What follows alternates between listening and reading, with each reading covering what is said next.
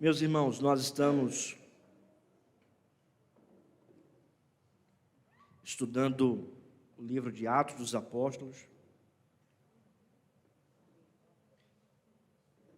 de modo expositivo e sequencial. Eu convido você então a abrir a palavra do Senhor em Atos, capítulo de número 7.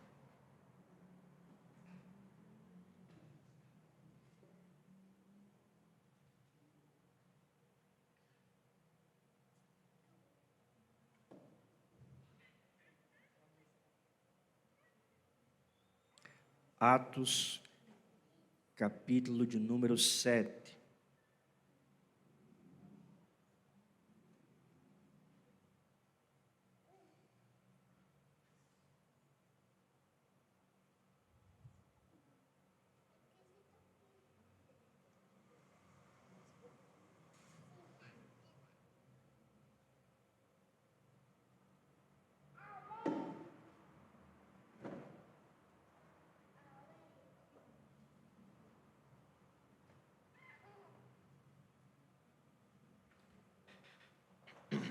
Atos, capítulo 7, a partir do versículo de número 54.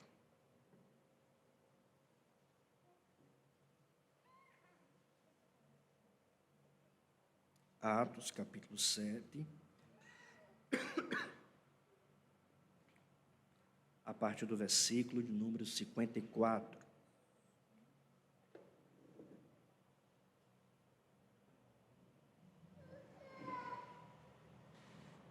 Nós vamos ler do versículo 54 até o versículo 60.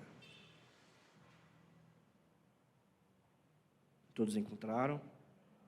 Assim diz a palavra do Senhor. Ouvindo eles isto, enfureciam-se no seu coração e rilhavam os dentes contra ele. Mas Estevão, cheio do Espírito Santo, fitou os olhos no céu e viu a glória de Deus e Jesus que estava à sua direita. E disse: Eis que vejo os céus abertos e o Filho do Homem em pé à destra de Deus. Eles, porém, clamando em alta voz, taparam os ouvidos e, unânimes, arremeteram contra ele.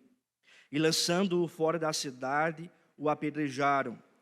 As testemunhas deixaram suas vestes aos pés de um jovem chamado Saulo e apedrejavam Estevão, que invocava e dizia: Senhor Jesus, recebe o meu espírito. Então, ajoelhando-se, clamou em alta voz: Senhor, não lhes imputes este pecado. Com estas palavras adormeceu.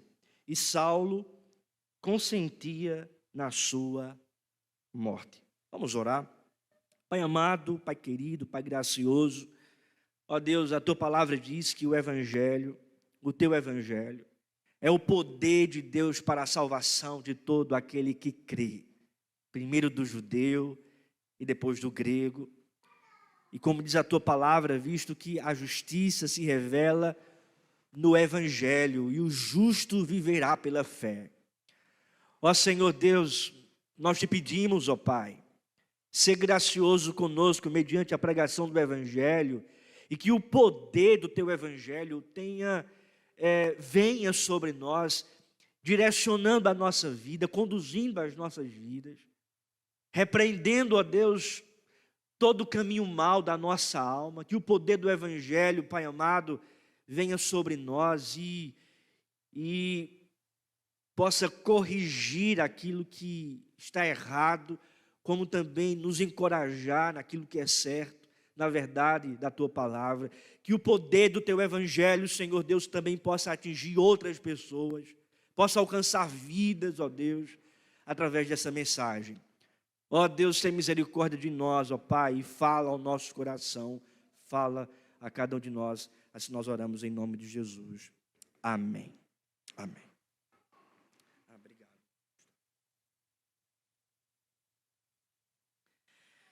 Meus irmãos, há uma conhecida frase de um autor chamado Tertuliano. Ele afirma: o sangue dos mártires é a semente da igreja. O sangue dos mártires é a semente da igreja. Essa frase expressa bem a importância do testemunho daqueles que se encontraram com o Senhor Jesus e testemunham acerca de Cristo, são testemunhas vivas de Cristo até a morte. Eles preferem morrer, preferem um martírio diante da infidelidade ao Senhor. Eles preferem morrer ao invés de negar a verdade de Cristo ou o nome de Cristo. Essa expressão, essa frase, expressa bem a importância do testemunho daqueles que encontraram uma morte, a virtude e a honra de sua lealdade a Cristo, com vistas à promoção do Evangelho do Senhor. O sangue dos mártires é a semente da igreja, porque muitos morreram para expandir o Evangelho, porque muitos morreram para promover o Evangelho, porque muitos morreram em lealdade ao Evangelho, porque muitos morreram para propagar o Evangelho. E nós estamos aqui diante de um texto que apresenta, que mostra o primeiro mártir da história da igreja cristã no livro de Atos dos Apóstolos, que é um diácono, Estevão, que foi o primeiro a ser morto por causa da sua fidelidade a Cristo, que foi o primeiro aqui no livro de Atos a ser morto por causa do Evangelho de Jesus Cristo. Esse texto tem muito a nos ensinar acerca da nossa vida cristã, acerca da nossa fidelidade ao Senhor, acerca do nosso testemunho cristão, acerca do nosso desprendimento para promover o reino de Deus, o Evangelho de Deus, acerca da nossa abnegação ou da abnegação cristã, acerca da nossa vida com Deus, acerca da nossa tarefa, acerca da maneira como nós vivemos, acerca da maneira também como nós lidamos com o trabalho, com a vida secular, diante da tarefa que temos de propagar o Evangelho do Senhor Jesus. Esse texto nos ensina e muito acerca da nossa vida cristã, da nossa tarefa e responsabilidade de sermos testemunhas de Cristo, onde nós estamos aqui no bairro Universitário. Eu gostaria, portanto, de refletir acerca do martírio de Estevão, do que levou então Estevão à sua morte, ao apedrejamento, ao seu martírio, e tirar algumas lições. A gente vai olhar então para o martírio de Estevão e compreender primeiramente a reação do Sinédrio, a reação de Estevão, e tirar então algumas lições à luz do texto para a nossa vida. Primeiramente, irmãos, qual é a reação do Sinédrio? Perceba que no capítulo 7, a partir do versículo 1 até o versículo 53, o diácono Estevão está apresentando as verdades do Evangelho para o Sinédrio. Sinédrio é o concílio ali em Jerusalém, as autoridades judaicas, essas autoridades que forjaram uma acusação contra Estevão, que maldosamente forjaram também testemunhas falsas que estavam ali acusando Estevão de pregar contra Deus, contra o templo do Senhor. E então no capítulo 7, a partir do versículo 1, Estevão está pregando a palavra, está se defendendo, dando o seu testemunho e pregando o Evangelho. E nós vimos a pregação de Estevão quinta-feira passada. Nós vimos a teologia apresentada por Estevão, onde ele apresenta que o templo é a igreja e Deus não habita mais em templos feitos por mãos humanas. Pelo contrário, Deus é o Criador de toda a criação, Ele é eterno, o seu trono está nos céus, na terra, o estrado dos seus pés. E Deus não habita, portanto, mais em templos feitos por mãos humanas, mas Ele está no meio da sua igreja. Estevão, portanto, apresenta essa verdade desde o Antigo Testamento até o Novo Testamento. E então Estevão aplica essa verdade para os seus ouvintes ali no Sinédrio, dizendo: homens de dura cerviz, incircuncisos de coração e de ouvidos, vós sempre resistis ao Espírito Santo, assim como fizeram vossos pais também, vós o fazeis. vocês resistem ao Espírito Santo, vocês resistem à palavra de Deus.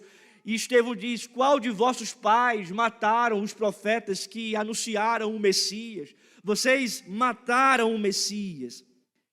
E a reação, portanto, do Sinédrio está aí no versículo 54. Vamos ler juntos, em uma só voz. Ouvindo eles isto, enfureciam-se no seu coração e rilhavam os dentes contra ele.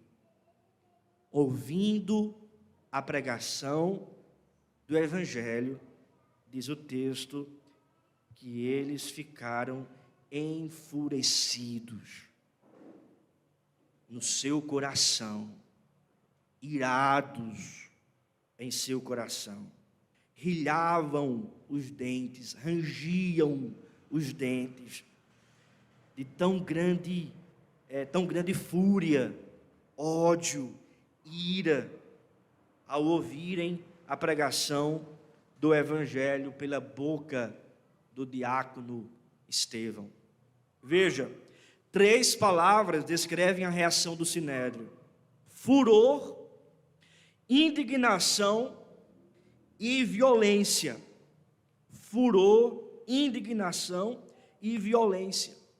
Ao invés da tristeza divina conduzir aqueles homens ao arrependimento, os juízes de Israel manifestavam ali ódio, um ódio diabólico que produz endurecimento de coração, expressado aqui na palavra, rilhavam os dentes contra a vida de Estevão, contra a mensagem de Estevão, contra a pregação do Evangelho.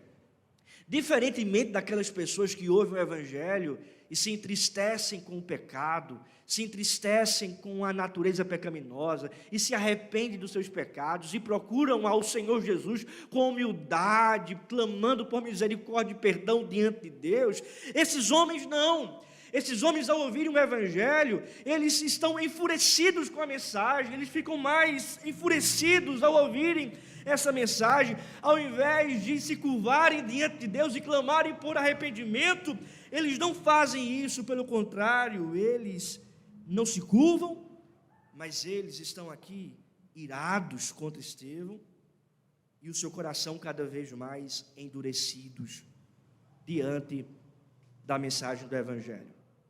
Você lembra a mensagem de Paulo, quando ele diz que o Evangelho produz morte como também vida? É cheiro de vida para aqueles que estão em vida, mas morte para aqueles que estão em morte. O Evangelho ou vai aproximar você mais de Deus, ou vai afastar você mais dele. O Evangelho, irmãos, põe uma crise no coração do pecador. Ou você estará se aproximando mais de Deus através do arrependimento e clamando por perdão, ou você se afastará mais de Deus, com o coração mais endurecido. Aqui no caso, irmãos, o Evangelho era cheiro de morte para aqueles que estavam mortos em seus delitos e pecados, estavam se afastando mais do Senhor, se afastando mais de Deus, com o coração endurecido. O reformador de Genebra, comentando esse texto, ele afirma: os reprovados, os quais estão sob o comando de Satanás, são necessariamente assim movidos à ira ao ouvirem a palavra de Deus. O Evangelho leva os hipócritas à loucura, os quais poderiam anteriormente parecer modestos. Eles estão loucos. O Evangelho está desnudando de fato o pecado deles, apresentando a vergonha deles, e ao invés deles se curvarem e clamarem por perdão, eles permanecem altivos, soberbos, endurecidos, irados contra a mensagem do Evangelho. Aquilo que parecia modesto é escancarado pela mensagem do Evangelho. A mensagem do Evangelho, portanto, descortina o pecador e apresenta a nudez, a vergonha dos seus pecados. Há uma indignação da parte desses juízes, desses homens, dessas autoridades, diante do evangelho que confronta, diante do evangelho que está desnudando a vida deles. Como Estevão aplica: vocês são homens de dura cerviz, vocês resistem à voz do Espírito Santo, vocês lutam e militam contra a verdade do evangelho, eles não se arrependem, mas eles ficam ainda mais irados. Essa é a reação do Sinédrio. Há uma indignação ainda maior no versículo de número 55 e 56, veja o que diz a palavra. Mas Estevão, cheio do Espírito Santo, fitou os olhos no céu e viu a glória de Deus e Jesus que estava à sua direita. Versículo 56, e disse: eis que vejo os céus abertos e o Filho do Homem em pé à destra de Deus. Versículo 57, veja a reação, todos juntos. Eles, porém, clamando em alta voz, taparam os ouvidos e unânimes arremeteram contra ele. Eles ficaram agora tão indignados que eles taparam os ouvidos, não quiseram ouvir. Eles estavam ouvindo a mensagem. Quando Estevão aplica a mensagem, há uma fúria no coração e um ranger de dentes da parte deles contra Estevão. Aí Estevão diz: eu vejo os céus abertos e o Filho do Homem em pé à destra de Deus. E aí, ao ouvirem isso, diz o texto que eles tampam os ouvidos. Eles tampam os ouvidos. E diz o texto: taparam os ouvidos e unânimes arremeteram contra ele. O furor e a indignação desembocaram aqui rapidamente em violência. Eles não querem ouvir. Eles não querem ouvir a mensagem do evangelho que confronta. Lembra das palavras do apóstolo Paulo quando ele escreve a sua carta para Timóteo? No capítulo 4 da sua segunda carta. E então Paulo diz: pois haverá tempo em que não suportarão a sã doutrina, pelo contrário, cercar-se-ão de mestres segundo as suas próprias cobiças, como sentido com coceira nos ouvidos, e se recusarão a dar ouvidos à verdade, entregando-se às fábulas. É o que está acontecendo aqui.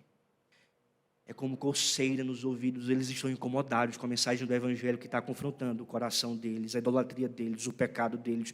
Eles não querem, é como coceira nos ouvidos, eles tampam os ouvidos para não ouvir aquilo ali. Eles se enfurecem, eles querem ouvir, na verdade, aquilo que agrada o coração. E se recusarão a dar ouvidos à verdade, eles estão se recusando a dar ouvidos à verdade.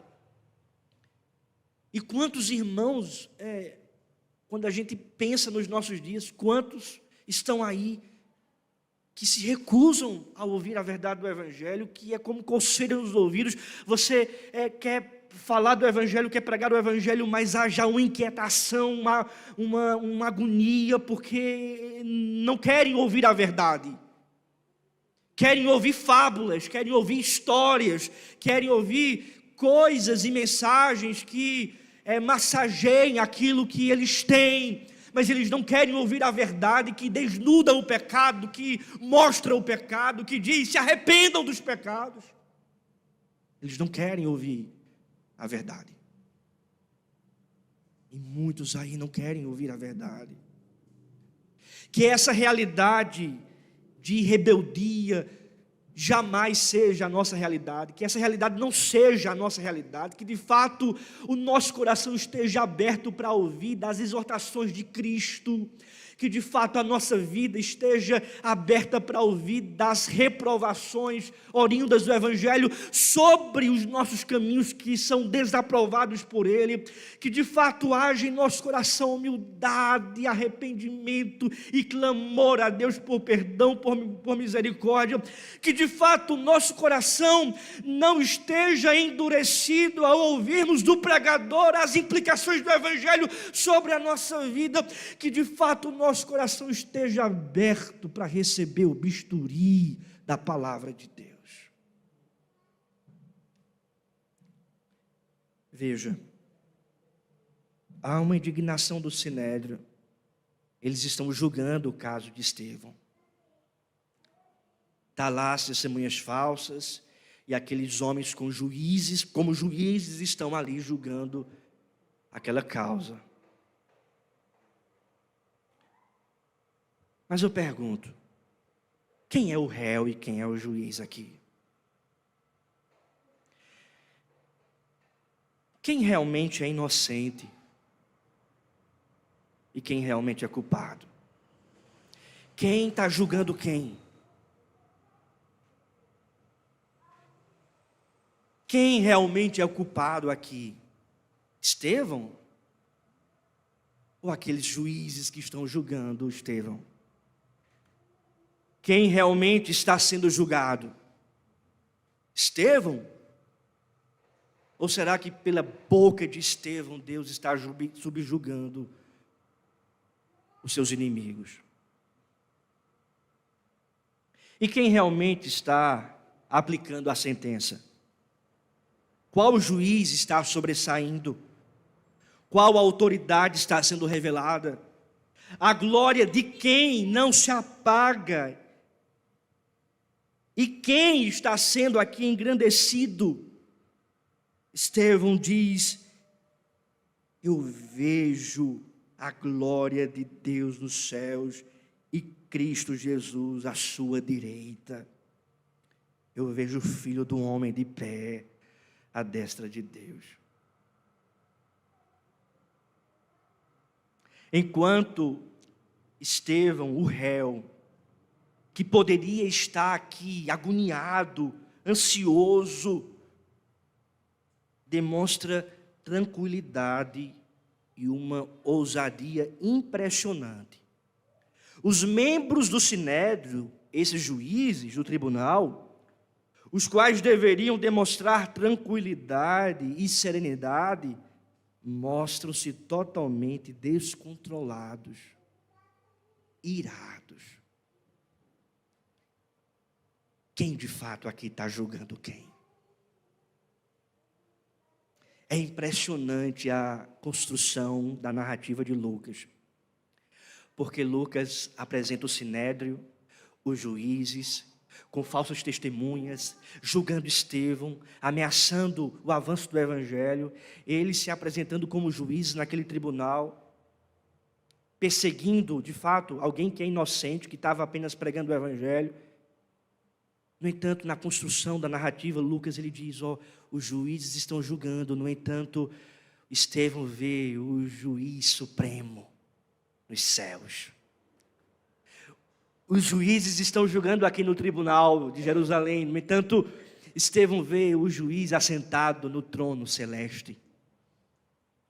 Estevão vê aqui os homens com uma autoridade perseguindo o Evangelho, Cristo e a igreja. No entanto, Estevão vê o Filho do Homem, alguém que tem toda a autoridade nos céus e na terra, subjugando pela pregação de Estevão aqueles que se recusam a se arrepender dos seus pecados.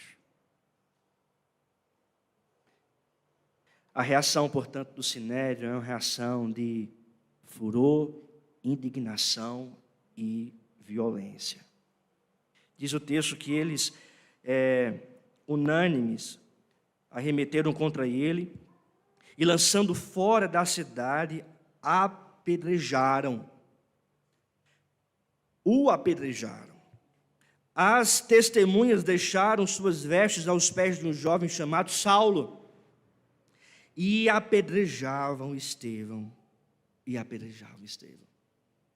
considerando, irmãos, que os judeus não tinham uma autoridade para executar pena capital, conforme João 18:31, considerando também que os judeus e os componentes ali do Sinédrio julgaram a causa com crueldade, com mentira, com falsas testemunhas, bem como as circunstâncias que aconteceu, o apedrejamento de Estevão foi uma circunstância totalmente ilícita, sem honestidade, sem um julgamento de fato imparcial. Considerando tudo isso, não foi uma pena, não foi uma sentença de um tribunal justo, mas foi um linchamento, foi um apedrejamento, foi uma morte cruel.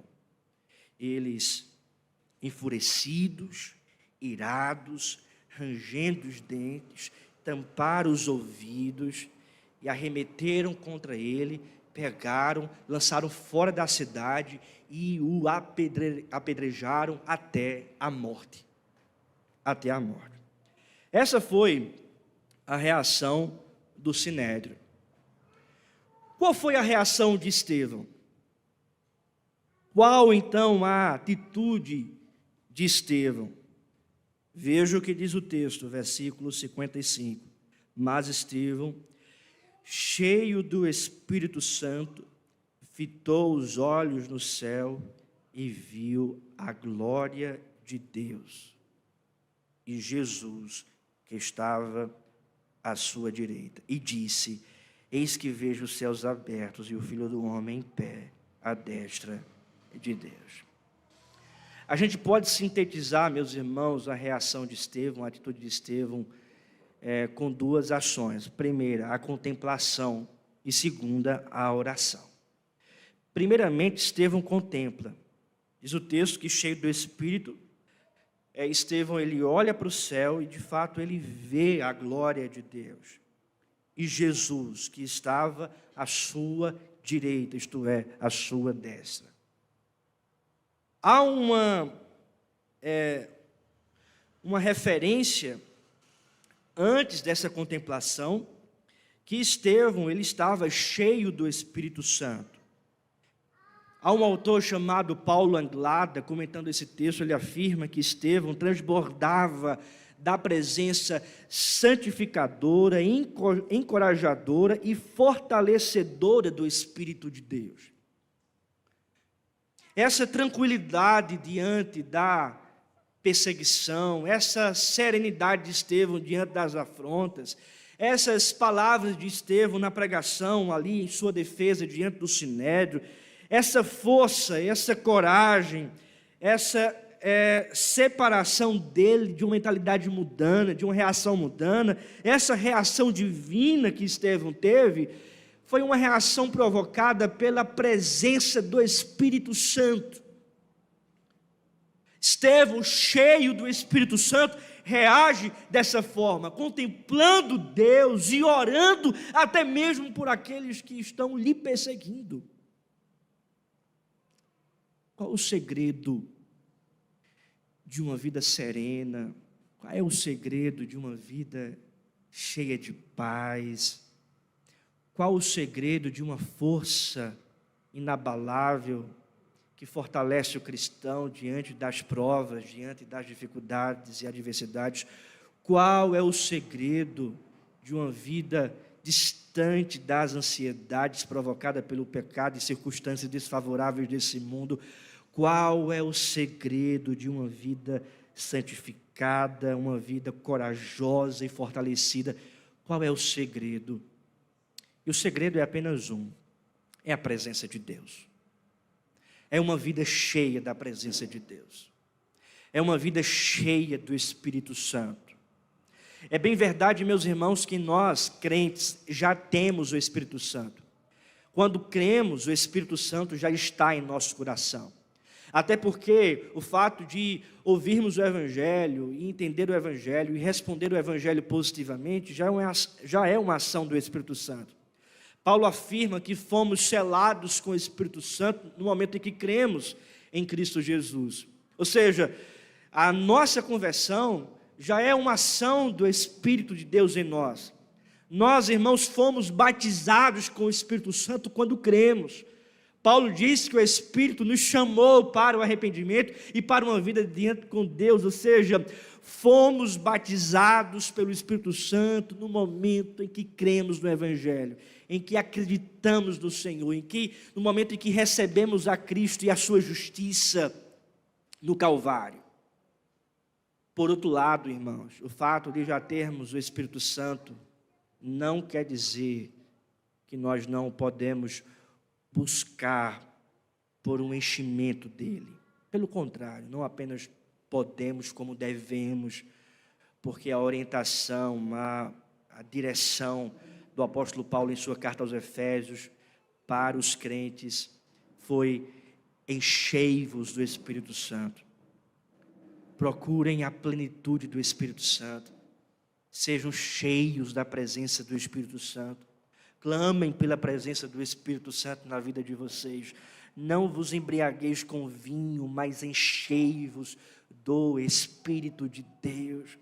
Quando a gente olha para as palavras de Estevão, a sua pregação, Lucas registra dizendo no versículo 8 do capítulo 6, Estevão cheio da graça e do poder. Esse poder aqui, irmãos, é o poder do Espírito Santo.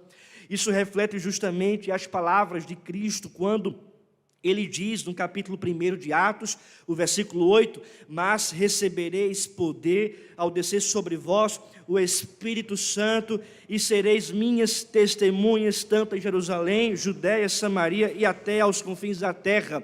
A igreja recebe o poder do Espírito Santo para testemunhar de Cristo Jesus. Estevão, irmãos, está aqui cheio do Espírito Santo, testemunhando de Cristo, testemunhando do Evangelho. Em outras palavras, irmãos, nós precisamos buscar esse enchimento do Espírito Santo, através da oração, através dos meios de graça, da comunhão da igreja, do culto, da leitura bíblica, da devocional, da nossa vida com o Senhor, cantando louvores a Deus, procurando se encher da presença de Deus, para sermos testemunhas eficazes na propagação do Evangelho, onde nós estivermos. Estevão aqui está de fato testemunhando, e ele está testemunhando porque ele está cheio do Espírito Santo.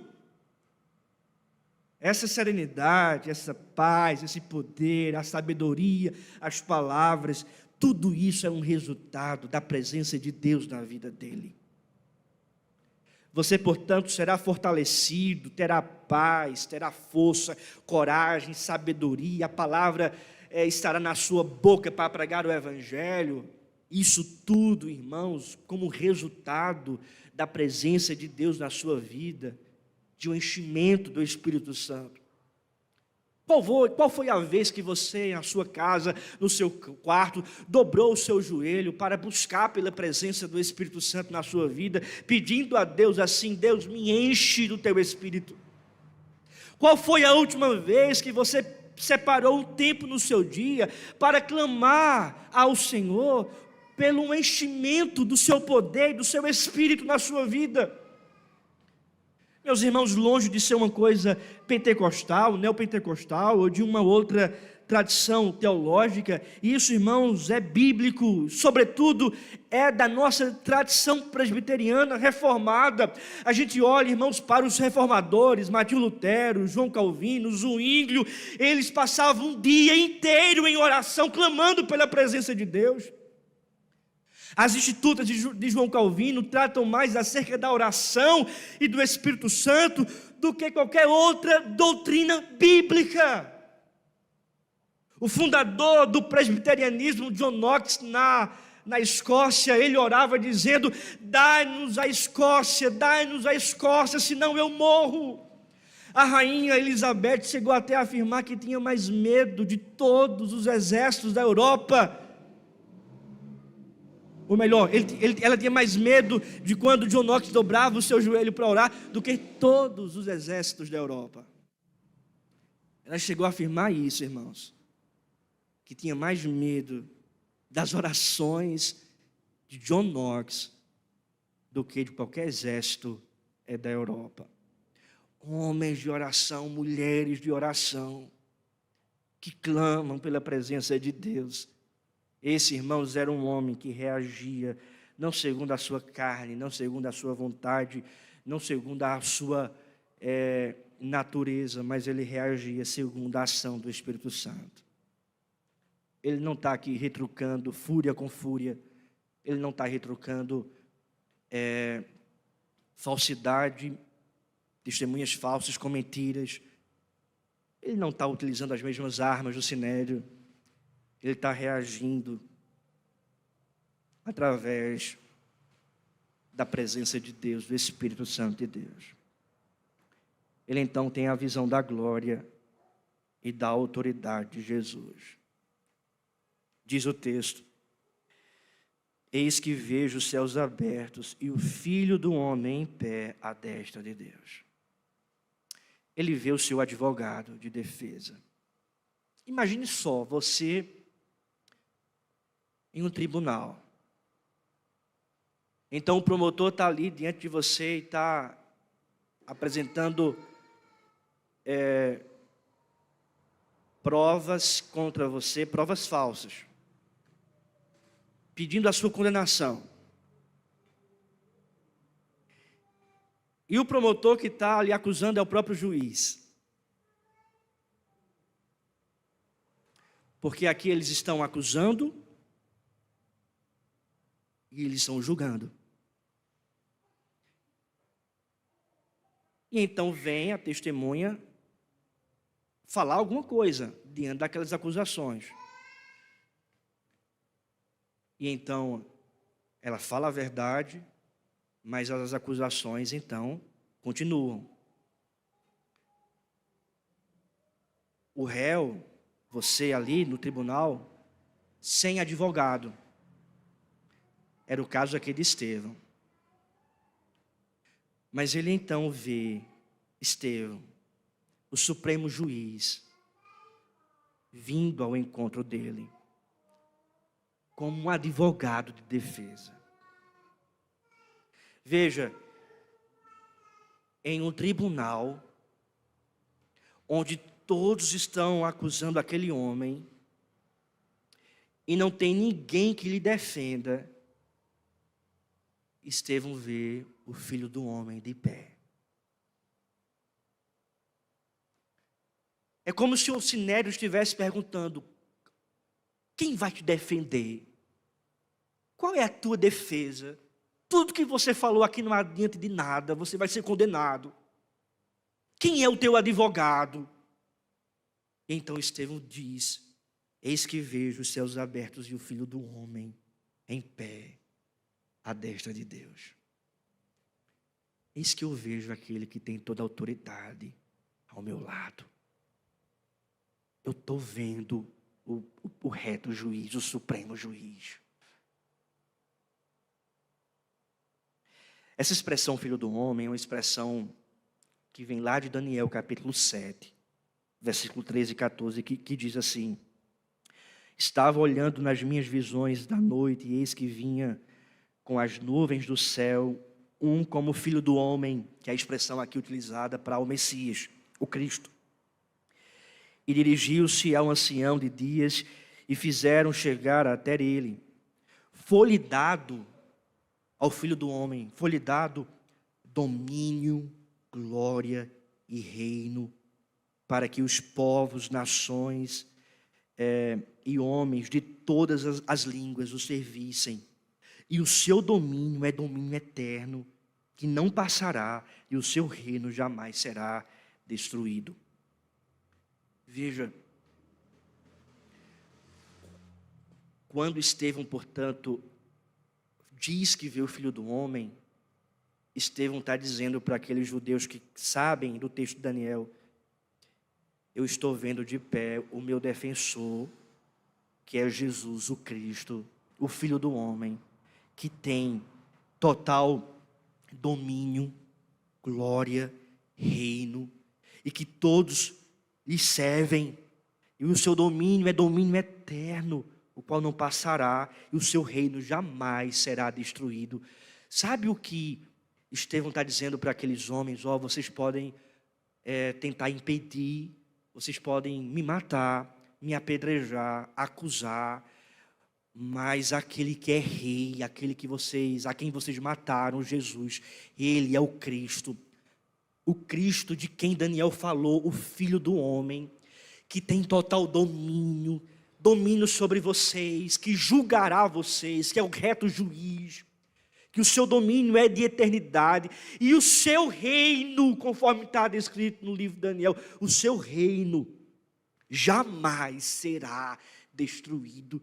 Vocês podem me destruir, mas o reino dele vai crescer ainda mais. Ele é o Filho do Homem.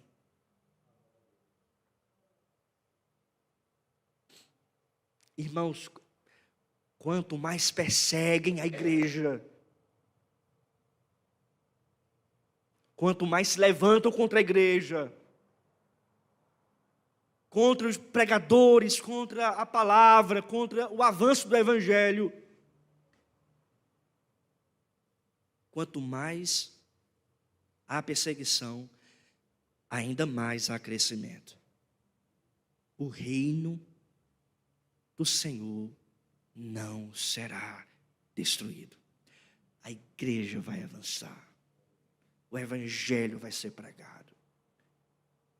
Almas serão convertidas pelo poder de Cristo. Pregadores anunciam a palavra. O reino dele jamais será destruído. Os juízes desse mundo podem até perseguir, tentar frustrar planos, tentar fechar portas. No entanto, o reino de Deus continua. Deus abre outras portas. E o eterno juiz um dia há de julgar vivos e mortos. Há de julgar aqueles que estão contra a igreja, contra o reino, e há de julgar também aqueles que estão sendo perseguidos por causa do reino e por causa do evangelho anunciado pela igreja do Senhor Jesus. Esse título, Filho do Homem, aponta para a natureza divina de Cristo, seu domínio e seu governo cósmico. Há, portanto, aqui, irmãos, essa reação de Estevão. E essa reação de Estevão, ela termina na oração, porque veja o que diz o texto. Então, versículo 60, ajoelhando-se, clamou em alta voz: Senhor, não lhes imputes este pecado. Com estas palavras, adormeceu. O texto diz que eles estavam enfurecidos, arremeteram contra ele, levaram para fora da cidade. Vejo a expressão aqui no versículo 58. As testemunhas deixaram suas vestes aos pés de um jovem chamado Saulo. Deixaram as suas vestes lá com Saulo. Ou seja, os estudiosos comentando esse texto diz que eles tiraram essas peças de roupas, essas vestes, para poderem arremessar as pedras melhor.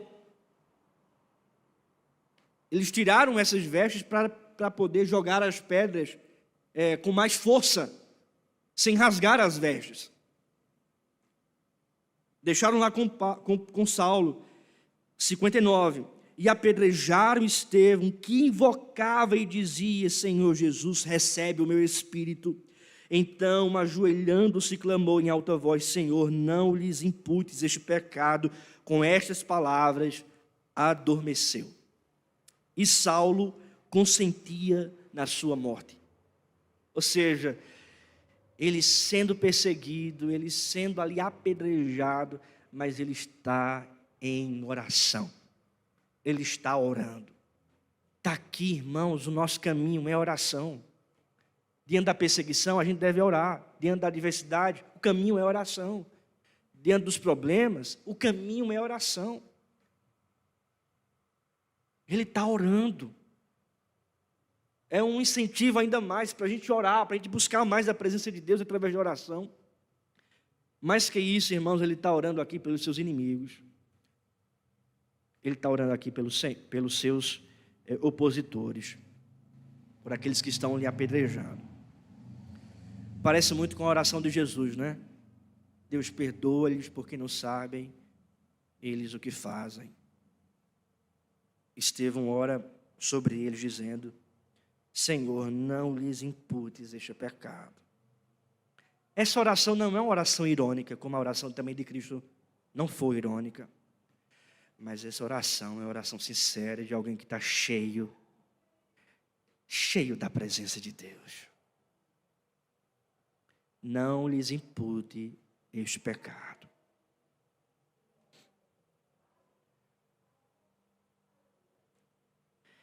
Quais são as lições que a gente pode tirar? E eu termino com isso aqui, irmãos. Primeiro, Deus nos capacita para enfrentarmos as tribulações. Deus nos capacita para enfrentarmos as tribulações. Não esqueça disso. O Espírito Santo de Deus, ele nos fortalece, nos encoraja, nos dá paz, serenidade, força para enfrentarmos as tribulações. Você não está sozinho, você não está sozinha em suas dificuldades. Deus está com você, te capacitando a enfrentar todas as suas dificuldades. Não tome nenhuma reação diante das dificuldades pela sua carnalidade ou pela sua natureza, mas clame pela presença de Deus e pela presença do Senhor, pelo Espírito Santo, porque verdadeiramente Ele te capacita a enfrentar as tribulações. A segunda lição, irmãos, é que o auxílio sobrenatural de Deus opera em nossa vida nas provações. O auxílio sobrenatural de Deus opera em nossa vida nas tribulações. Veja, Deus está aqui, irmãos, auxiliando Estevão, está junto com Estevão, está se revelando para Estevão. Em meio à tribulação, Estevão está vendo a Cristo de pé. Em meio à tribulação, Estevão está recebendo do auxílio de Deus ali com ele. É por esta razão, meus irmãos, que na nossa fidelidade a Deus, dando testemunho do Evangelho, fazendo a coisa certa, clamando pela presença de Deus, procurando viver de acordo com a capacitação dEle, jamais o Senhor nos faltará, jamais o auxílio de Deus nos faltará. O auxílio sobrenatural de Deus estará operando em nossa vida em meio às provações. Ele jamais nos faltará. Terceira e última lição, irmãos, que nas provações e nas dificuldades, a nossa ferramenta de batalha é a oração. A nossa ferramenta, a nossa arma de batalha é a oração. Nós não podemos utilizar as mesmas armas do mundo, dos inimigos da igreja. Pelo contrário, a nossa ferramenta é a oração, a vida de oração, clamando a Deus pela presença dEle, entregando a Ele as nossas causas e pedindo a intervenção poderosa dEle em nossa vida, o sustento dEle, a capacitação dEle sobre nós. A nossa ferramenta é a oração. Ele orou aqui. A pergunta que eu faço é: a oração de Estevão foi respondida? Sim ou não? Por quê? Qual era a oração de Estevão? A parte final diz no versículo 60. Senhor, não lhes impute este pecado. Com essas palavras adormeceu. Esse foi o pedido último de Estevão. Foi respondido esse pedido? Sim ou não? Como termina o texto? E Saulo consentia na sua morte. Quem é Saulo? O conhecido apóstolo Paulo. Atos capítulo 9, Deus perdoa o pecado de Saulo. Atos capítulo 9, Deus não imputa sobre Saulo o seu pecado, mas lhe perdoa. E este Saulo, que é resultado também, sobretudo, de Cristo, mas como resposta da oração de Estevão, este Saulo tem os seus pecados perdoados e é levantado por Deus para ser o propagador do Evangelho entre os gentios. Ele responde às nossas orações. Fiquemos de pé, irmãos, vamos orar.